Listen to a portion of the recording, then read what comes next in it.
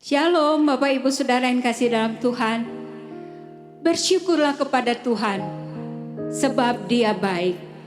Bahwasanya untuk selama-lamanya kasih setianya. Haleluya. Rancangannya indah bagi kita. Dan kasihnya nyata dalam hidup kita. Haleluya.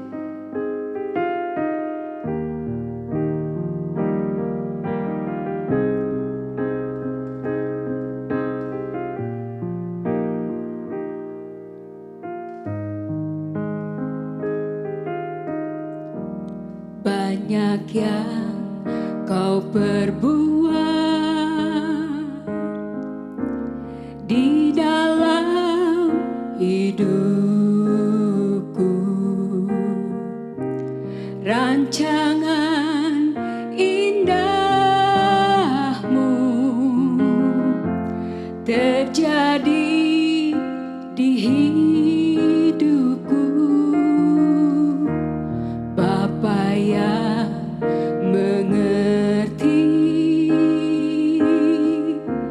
segala yang ku perlu, kasih-Mu sempurna nyata dalam hidupku. Ku bersyukur Bapa, ku bersyukur Tuhan, buat kasih setiamu di dalam hidupku. Ku bersyukur, oh, ku bersyukur Bapa, ku bersyukur Tuhan, buat kasih setiamu di dalam hidupku. Ku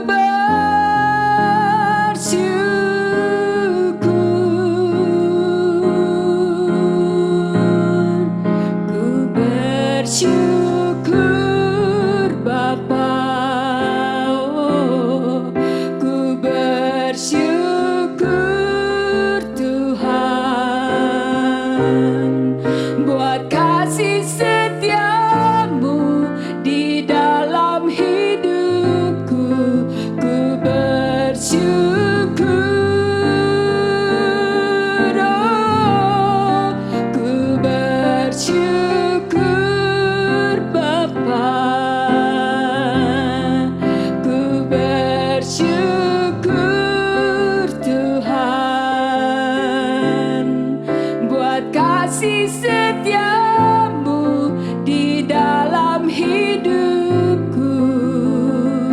Ku bersyukur, ku bersyukur, ku bersyukur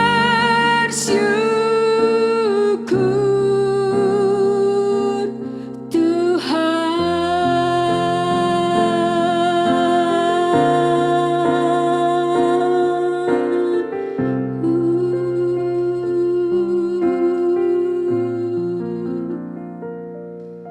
Selamat pagi saudara-saudara, selamat bertemu kembali di dalam ibadah raya pada bulan Juli ini. Kita mengucap syukur untuk waktu dan kesempatan yang Tuhan anugerahkan kepada kita sekalian. Mari kita akan tundukkan kepala, kita menyerahkan ibadah offline ini, online maksud saya, ke dalam tangan pimpinan Roh Kudus.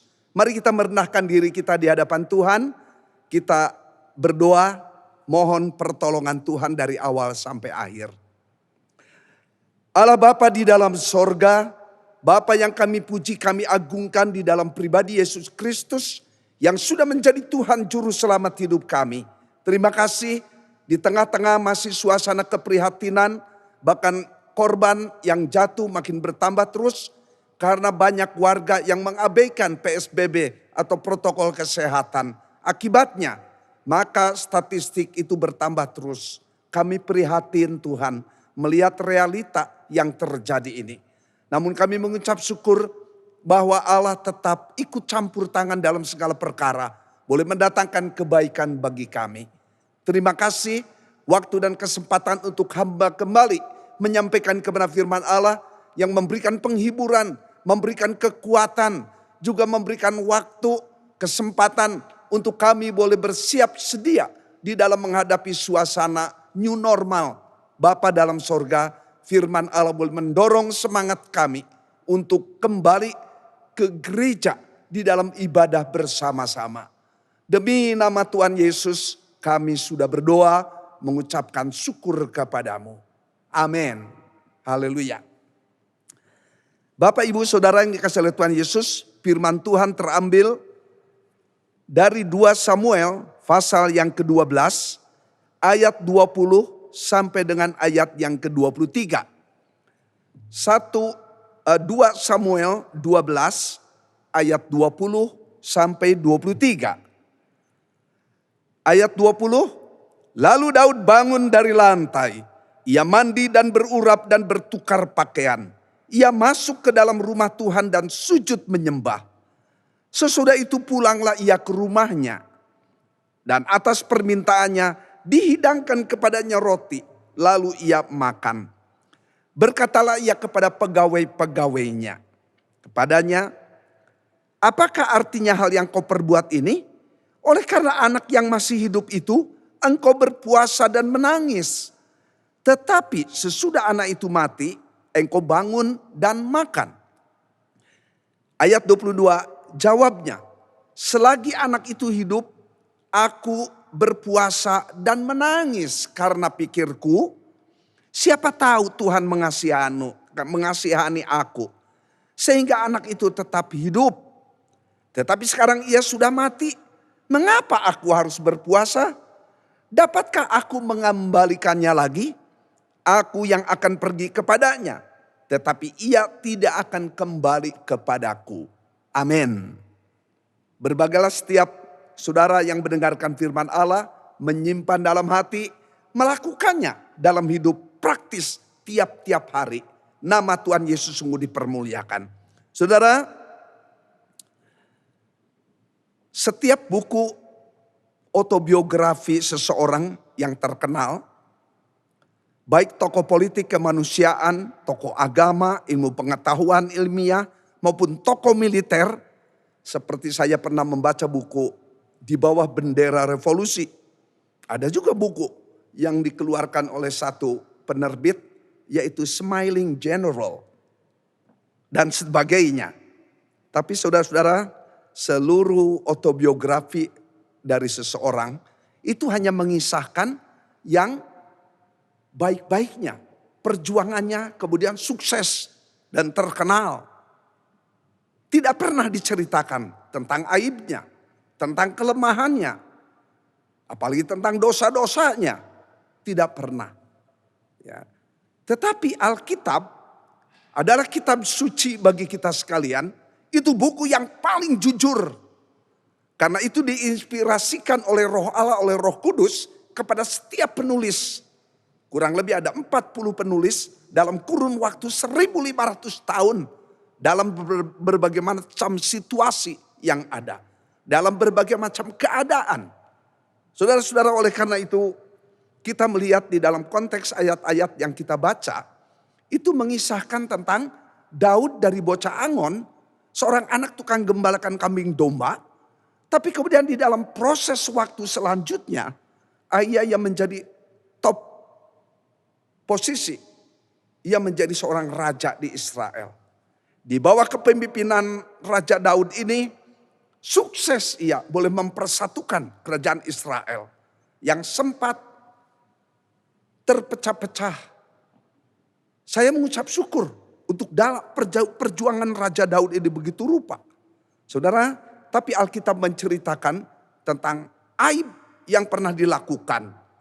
Bagaimana ia mengkhianati seorang bawahannya, dan ia kemudian mengatur segala sesuatunya. Karena apa? Keinginan daging yang ada di dalam dirinya. Akhirnya ia berbuat dosa di hadapan Tuhan. Istri atau ibu janda ini kemudian diambil dan dinikahinya. Saudara, seolah-olah Daud ini orang yang begitu baik, menolong orang di dalam keterpurukan. Tetapi mata Allah tidak bisa ditipu dengan sikap, katakan perbuatan baik yang dilakukan oleh Daud. Maka ia mengutus Nathan menegur kepada Daud. Puji Tuhan, Daud kemudian menyadari kekeliruannya. Daud menyadari dosanya. Daud menyadari kehilapannya. Dan Allah Maha Kasih, ia penuh dengan pengampunan. Tapi memang ada akibat yang harus ia terima. Hal apa itu? Anak yang dilahirkan hasil perzinahan ini lahir, tapi kemudian mengalami satu problem. Mengalami satu persoalan yang berat bagi Daud. Anak ini kemudian jatuh sakit. Dan di sana Daud ada self guilty memang di hadapan Tuhan. Kemudian ia menangis, ia mohon pemulihan, mohon kesembuhan. Boleh turun atas anak ini. Saudara-saudara, tetapi kemudian ayat-ayat selanjutnya menceritakan kepada kita sampai kepada ayat 20 yang kita baca ini, bahwa anak itu akhirnya meninggal dunia, tak tertolong. Saudara, waktu ia mendengar bahwa anak itu sudah meninggal dunia, maka kemudian dikatakan ia kemudian bangun dari lantai yang tadinya menangis meradang. Ia kemudian mandi, ia berurap dan bertukar pakaian. Kemudian ia masuk ke dalam rumah Tuhan dan sujud menyembah. Sesudah itu pulanglah ia ke rumahnya. Dan atas permintaannya dihidangkan kepadanya roti, lalu ia makan dan seterusnya. Saudara, kita sudah baca ayat-ayat ini secara lengkap tadi. Nah, hal apa yang ingin saya sampaikan kepada Bapak Ibu Saudara sekalian dalam suasana masih pandemik COVID-19 yang masih merajalela ini? Yaitu poin yang pertama, saya tertarik dengan kata Daud masuk ke dalam rumah Tuhan dan sujud menyembah. Daud melakukan dosa perzinahan dan pembunuhan. Dilayani oleh Nabi Nathan dan akhirnya bertobat atau memperbarui pertobatannya. Ini artinya hanya mereka yang sudah bertobat atau yang bisa memperbarui hidup pertobatannya, yang bisa masuk ke dalam rumah Tuhan dan bisa sujud menyembah dengan sungguh-sungguh dalam ibadah. Tapi kenyataannya di dalam gereja ada orang-orang yang datang dalam mengikuti ibadah belum bertobat, belum percaya Yesus sungguh-sungguh. Tapi sekian persen juga walaupun minim ada yang ateis.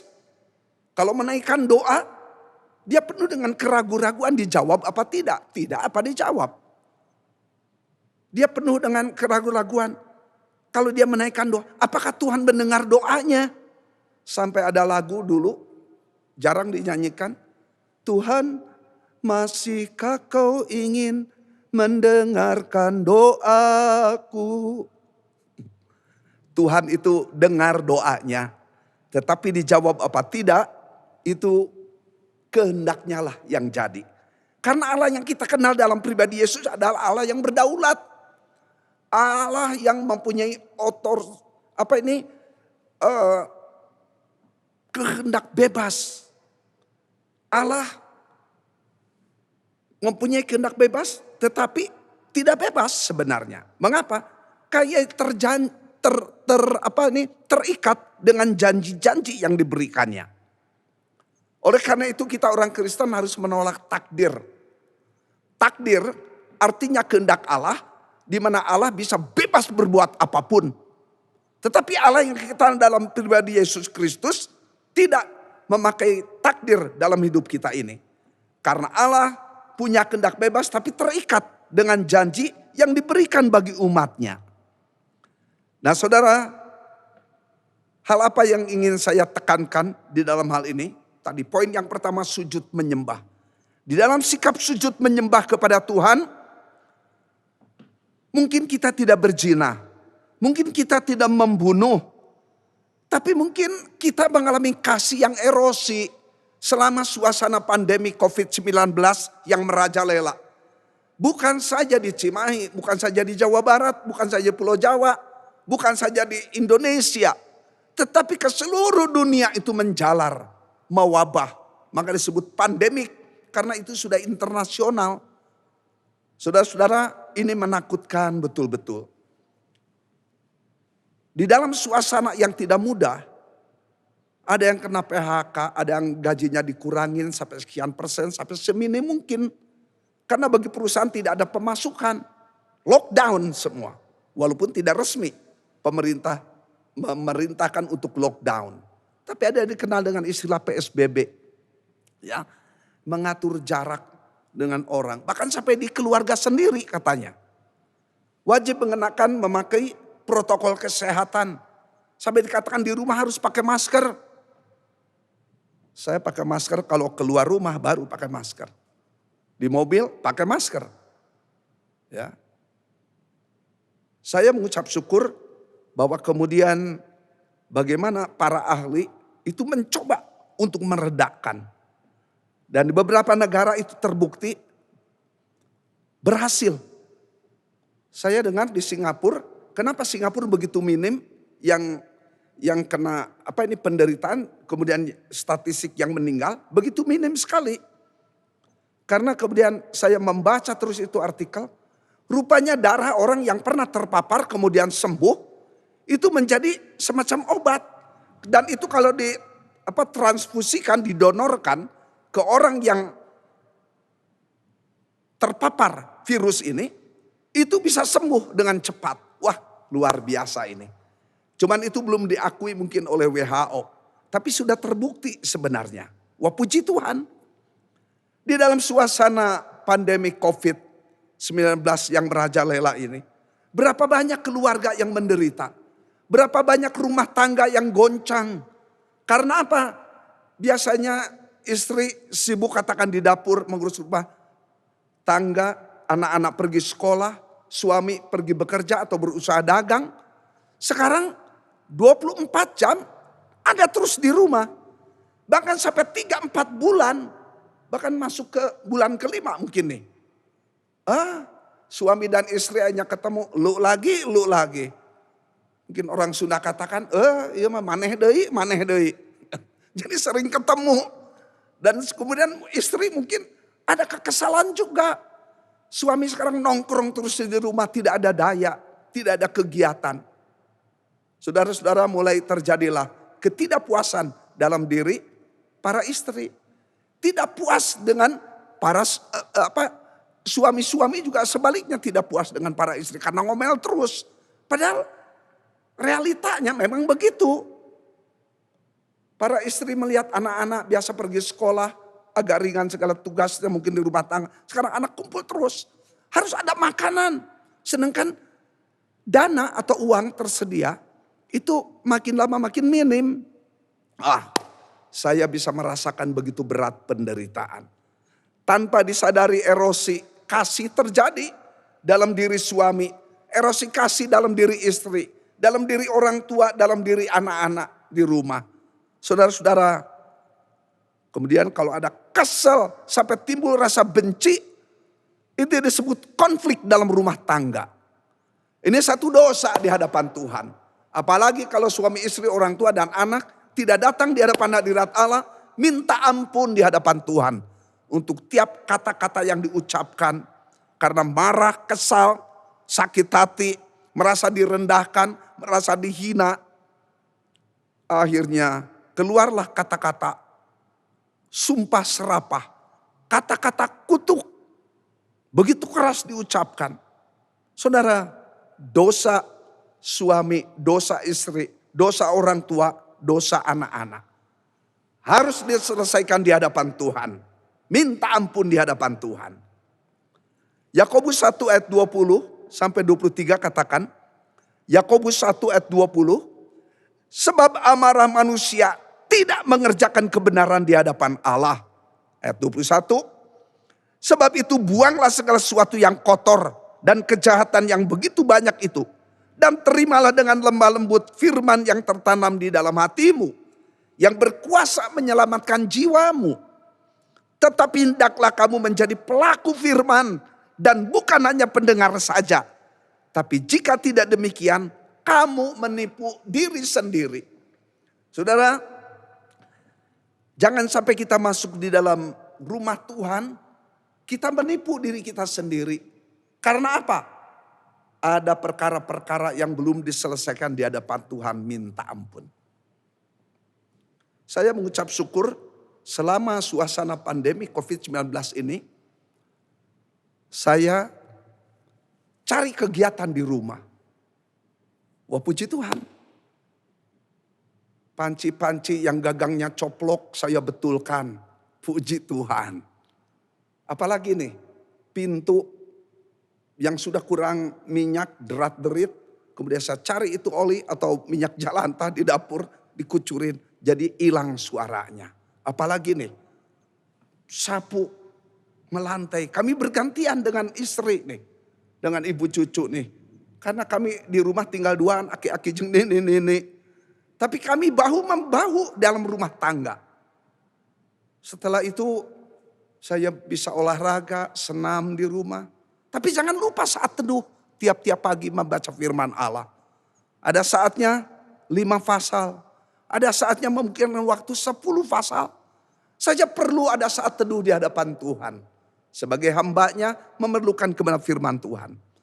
Saudara, karena itu sebelum kita nanti akan kembali ke rumah Tuhan, kembali beribadah bersama-sama. Mari kita persiapkan segala sesuatunya. Bangun. Daud dikatakan ia mempersiapkan diri itu bangun dari realita yang sudah berlalu. Walaupun itu menyedihkan, memprihatinkan, ekonomi yang terganggu. Stres, terjadi salah pengertian. It's over, itu sudah berlalu. Saling mengampuni satu kepada yang lain. Dikatakan oleh ayat itu, kemudian Daud mandi, ia berurap dan ganti pakaian. What does it mean? Apa ini artinya? Artinya semangat hidup yang dipulihkan. Mari sekali lagi saya mengajak Bapak Ibu Saudara sekalian kembali ke gereja. Tidak lama lagi gereja akan segera diizinkan untuk dibuka kembali. Tetapi tetap protokol kesehatan jangan diabaikan. Tetap harus berlaku. Terima kasih untuk majelis yang sudah mengadakan rapat demi rapat. Di dalam kita mengatur teknis pelaksanaan. Bagaimana caranya? Dibatasi jumlah yang hadir. Dan bagaimana caranya? Supaya tidak berkerumun. Satu kebenaran ada tetap ya. Distansi ini diberlakukan. Supaya kalau terjadi suatu, terlindunglah yang lain. Ya, oleh karena itu poin yang pertama yang boleh saya sampaikan tadi adalah sujud menyembah. Hanya orang-orang yang sudah membereskan segala sesuatu bisa sujud menyembah di rumah Tuhan. Pujian penyembahan naik di hadapan Allah yang boleh mempermuliakan namanya. Yang kedua, di dalam suasana pandemik 19 ini yang menyerang ke seluruh dunia. Saudara bersabarlah. Ya, Ibu Pendeta Cucu Marlina pernah menyampaikan tentang kesabaran. Sabar. Nanti ada waktu Tuhan. Saudara dan saya akan kembali ke rumah Tuhan. Saudara dan saya akan kembali berkiprah dalam pelayanan. Siap sedia para pelayan untuk boleh masuk di rumah Tuhan, sujud memuji menyembah Tuhan. Peristiwa yang kita alami selama 3, 4 atau 5 bulan yang akan datang ini, itu nanti akan tinggal kenangan. Apa itu kenangan buruk kah? Apa itu kenangan yang menyakitkan, yang memprihatinkan? Mungkin. Tapi apakah juga itu yang menyenangkan? Tentunya tidak menyenangkan toh. Saya pribadi juga tertekan saudara. Melihat keberadaan anggota jemaat Saya prihatin, ada yang kena PHK, ada yang dikurangin gajinya. Ada lagi perusahaan yang memang tidak membayar. Tetapi status tetap sebagai karyawan atau karyawati. Ini prihatin. Sedang kebutuhan hidup kan perlu. Tapi itu menyerang kepada semua hal. Ayat 21 sampai 23, kembali ke ayat yang kita baca tadi. Berkatalah pegawai-pegawainya kepadanya, apakah artinya hal yang kau perbuat ini? Oleh karena anak yang masih hidup itu engkau berpuasa menangis, tapi sudah anak itu mati engkau bangun dan makan. Jawabnya, Daud menjawab pertanyaan ini, selagi anak itu hidup aku berpuasa dan menangis karena pikirku, siapa tahu Tuhan mengasihani aku sehingga anak itu tetap hidup. Tetapi sekarang ia sudah mati, mengapa aku harus berpuasa? Dapatkah aku mengembalikannya lagi? Aku yang akan pergi kepadanya. Tetapi ia tidak akan kembali kepadaku. Saudara, ini mengharukan ya kata-kata dari Daud ini. Juga memberikan semangat baru. Apa ini yang sudah terjadi? Ya terjadilah. Tetapi berapa waktu kemudian itu akan menjadi tinggal kenangan. Jadi poin yang kedua, tinggal kenangan. Saudara-saudara, ada satu ibu katakan, aduh, jangan ketemu lagi zaman seperti sekarang ini. Orang Sunda katakan, entong manggih deui. Saya dulu pernah mengalami situasi yang ekonomi yang terpuruk. Sampai saya harus ngantri saudara untuk apa? Beras. Tapi sekalu bukan beras lagi. Nasi yang kami antri itu. Setelah kami pulang ke rumah, maka kemudian papa saya membeli kentang. Itu nasi dicampur kentang. Kemudian anak-anak bisa makan. Tapi ada adik saya enggak mau kentangnya itu dipilihin sama dia. Ya saya yang makan kentang itu akhirnya banyak. Saudara kumpulin dari adik-adik. Ya puji Tuhan dari 12 anak, saya yang agak tinggi pendidikannya sampai SMA saya tamat tahun 69 itu, 70. Ya. Mungkin kentang ada pengaruh nih, memberikan vitamin, memberikan gizi ke otak ini. Ya puji Tuhan. Saudara-saudara yang dikasihi Tuhan Yesus, tinggal kenangan. Dosa, pelanggaran-pelanggaran pikiran, katakan kita percaya kepada Tuhan, tetapi mana nih Tuhan tidak mau menolong kepada kami? Mana nih Tuhan tidak memulihkan suasana pandemi COVID-19 ini. Yang akhirnya menjadikan banyak orang terpuruk, termasuk banyak orang Kristen. Bahkan tidak sedikit yang meninggal di orang Kristen. Bahkan pendeta lagi. Wah saudara, banyak yang mencak-mencak begitu rupa. Tetapi nanti sekali lagi saya katakan itu akan tinggal kenangan. Atau justru waktu-waktu akan datang akan lebih sulit. Jangan kita berdoa lebih sulit. Melainkan kita berdoa, Tuhan, Engkau yang memulihkan, Engkau yang menormalkan suasana. Supaya kami boleh kembali kepada kiprah pelayanan seperti sebelum terjadi pandemik ini. Saudara-saudara, kata-kata kasar, sumpah serapah, kata kutuk nanti akan di belakang kita. Kita akan masuk kembali ke gereja dalam ibadah. Bertemu kembali satu kepada yang lain. Karena ibadah online ini itu tidak bisa menggantikan ibadah di gereja. Karena ibadah di gereja itu kan penuh dengan kesakralan, penuh dengan kesucian, kekudusan. Adanya kebersamaan satu kepada yang lain. Tetapi di rumah mungkin ada yang ikuti ibadah online, tetapi sambil makan, sambil nonton TV, mungkin sambil ngobrol karena speakernya dimatikan. Ya. Oleh karena itu, mari kita boleh datang kepada Tuhan. Biarlah Tuhan yang boleh menolong, Tuhan yang boleh menjamah. Supaya Tuhan boleh memulihkan keadaan ini juga keadaan hati kita, pikiran kita, seluruh eksistensi hidup kita. Adalah satu lagu yang itu membuat saya terkesan dengan satu kesaksian yang boleh dibawakan satu gadis waktu di kebaktian tahunan YPPI. Saya lupa tahun 1979. Di mana pertama kali saya masuk ke I3 dulu. Apa pujiannya itu? He touched me. Dia jamah aku. Dia jamah. Oh dia jamah. Luar biasa.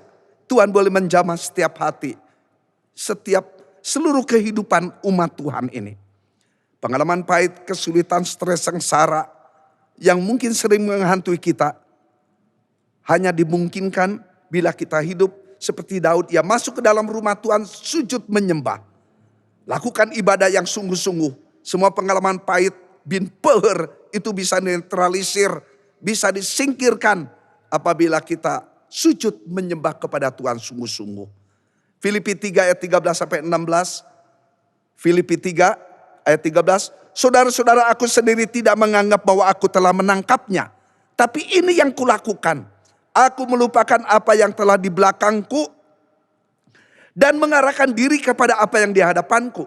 Dan berlari-lari kepada tujuan untuk memperoleh hadiah, yaitu panggilan sorgawi dari Allah dalam Kristus Yesus. Karena itu marilah kita yang sempurna berpikir demikian. Dan jikalau lain pikiranmu tentang salah satu hal itu akan dinyatakan Allah juga kepadamu. Tetapi baiklah tingkat pengertian yang telah kita capai, kita lanjutkan menurut jalan yang kita tempuh. Paulus adalah penulis pesan ini yang diilhami oleh Roh Kudus, supaya jangan ada di antara umat Allah yang hidup rohaninya mandeg, berhenti karena nostalgia buruk, pengalaman-pengalaman yang negatif yang dialami sehingga menimbulkan kecewa, putus asa. Kemudian mau ambil keputusan mundur, tidak mau ikut Tuhan lagi. Ada satu pujian dulu yang tidak pernah dinyanyikan lagi.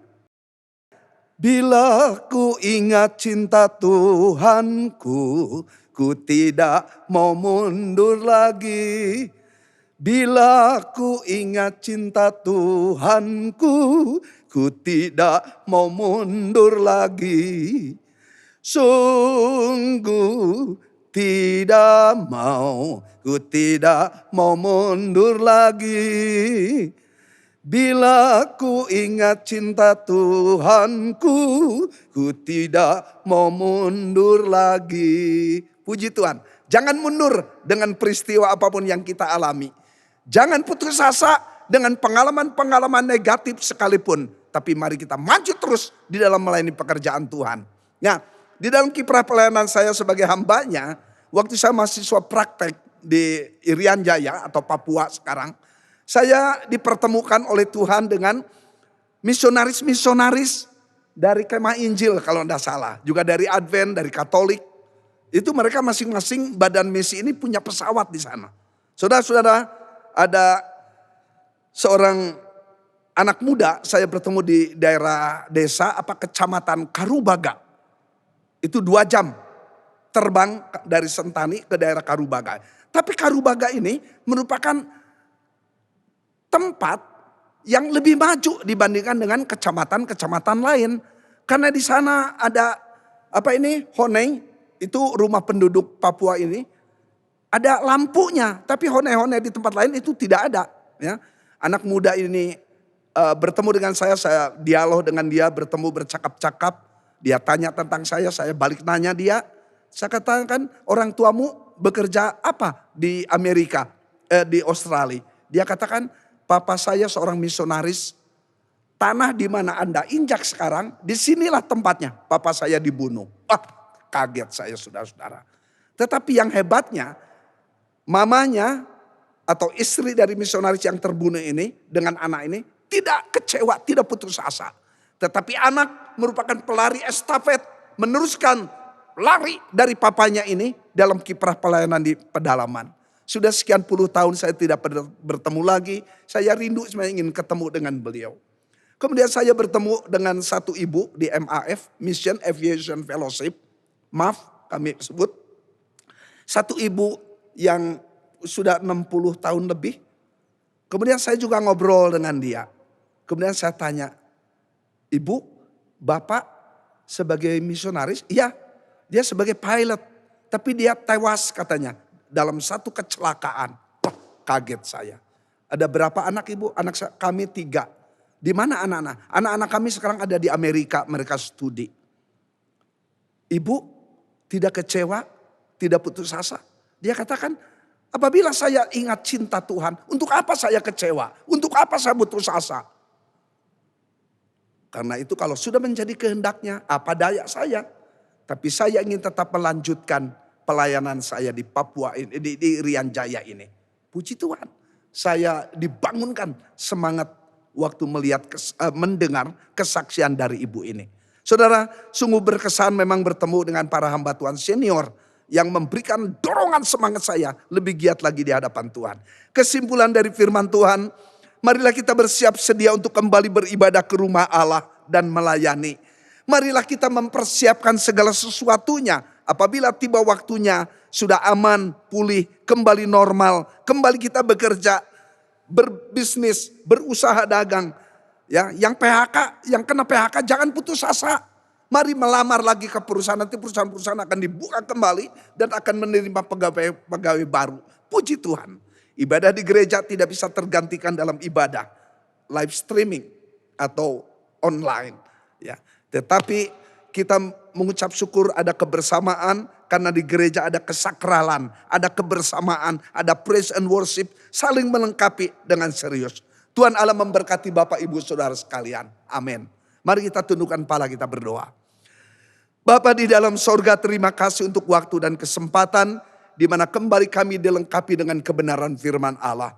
Di tengah-tengah masih suasana yang memprihatinkan, kami tetap diberikan kekuatan baru oleh kebenaran firman Allah. Bahwa Allah ikut campur tangan dalam segala perkara. Allah akan memulihkan bangsa dan negara kami. Allah juga akan memulihkan gereja-gereja kami. Baik yang ada di Indonesia maupun di luar negeri. Bapa di dalam sorga, hamba menyerahkan untuk bangsa dan negara kami di dalam tangan-Mu. Biarlah Tuhan yang tetap menaungi, memberkati NKRI, Negara Kesatuan Republik Indonesia, di bawah kepemimpinan Presiden kami Jokowi. Hamba menyerahkan di dalam tangan-Mu. Demikian juga hamba menyerahkan untuk rumah sakit yang boleh merawat korban dari pandemi COVID-19 ini. Kami mohon Tuhan, biarlah kesembuhan boleh terjadi atas mereka. Sehingga mereka boleh kembali ke keluarga mereka masing-masing. Terima kasih Bapak. Hamba mohon berkat-Mu turun atas majelis, para pelayan, segenap anggota jemaat kami. Dalam nama Tuhan Yesus kami sudah berdoa dan mengucapkan syukur. Kasih dari Allah Bapa, anugerah dari Tuhan Yesus Kristus, persekutuan dalam pribadi Roh Kudus, selalu menaungi memberkati saudara-saudara sekalian hari ini sampai Maranatha, kedatangan Tuhan Yesus yang kedua kali. Semua katakan amin. Salam sehat selalu, Tuhan memberkati. Puji Tuhan.